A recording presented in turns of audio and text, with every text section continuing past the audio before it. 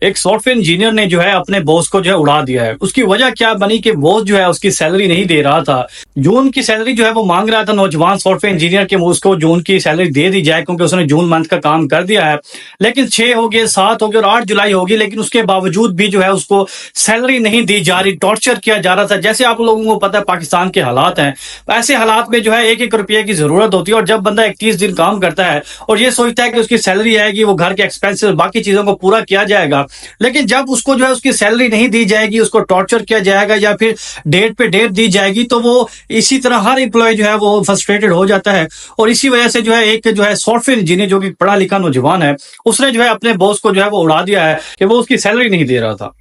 لیکن یہ کوئی نئی بات نہیں ہے. آج کل پاکستان میں دور پہ ہر جو ہے پرائیویٹ کمپنی کوشش کر رہی ہے کہ وہ ایک نوجوان سے، ایک پڑھے لکھے نوجوانوں سے کام وہ جو ہے 2 بندوں کا 3 بندوں کا لے لیں. امپلائی اگر 10 کی تعداد ہے وہاں پر 5 لوگوں سے کام لیں، لیکن جب سیلری دینے کی باری آتی ہے تو وہ ان کی کوشش ہوتی ہے کہ جو ایک تھوڑی سی سیلری وہ دے رہے ہیں اس میں بھی جو ہے اس کو کٹوتی کی جائے، اس کو کاٹا جائے کسی نہ کسی بنیاد پر، اور چیپ بنیادوں پر جو ہے کوئی نہ کوئی وجوہات بنا کر ان کی سیلری کاٹ دی جائے. آپ لوگوں کو پتا ہے اتنی مہنگائی میں گھر کے سرکل چلانے اور باقی چیزیں کرنے میں بہت مشکلات ہوتی ہیں. اگر ایسی کچھ ایکٹیویٹیز آفس میں بھی ہو تو ایک نوجوان جس کے پاس گھر کی بھی ٹینشن ہے، اس کے ساتھ ساتھ جو ہے اس نے کمانا بھی ہے، اس کی اپنی خواہشات بھی مر چکی ہیں، اور تھوڑی سی سیلری جو مل رہی ہے اس کو بھی جو ہے تنگ کیا جائے، اور پرائیویٹ کمپنی کی جانب سے جو ہے امپلائیز کو ٹارچر کیا جائے، ان سے جو ہے ان کی حد سے زیادہ کام لیا جائے اور پھر سیلری بھی تھوڑی دی جائے. تو اس پر گورنمنٹ کو بھی جو ہے وہ ایکشن لینا چاہیے اور دیکھنا چاہیے کہ کس سے کتنا کام لیا جا رہا ہے اور کیا اس کو اتنی سیلری دی بھی جا رہی ہے یا نہیں دی جا رہی، یا پھر گورنمنٹ نے جو تنخواہ سیٹ کی گئی ہے کیا وہ پرائیویٹ کمپنیز اس امپلائیز کو دے رہی ہیں.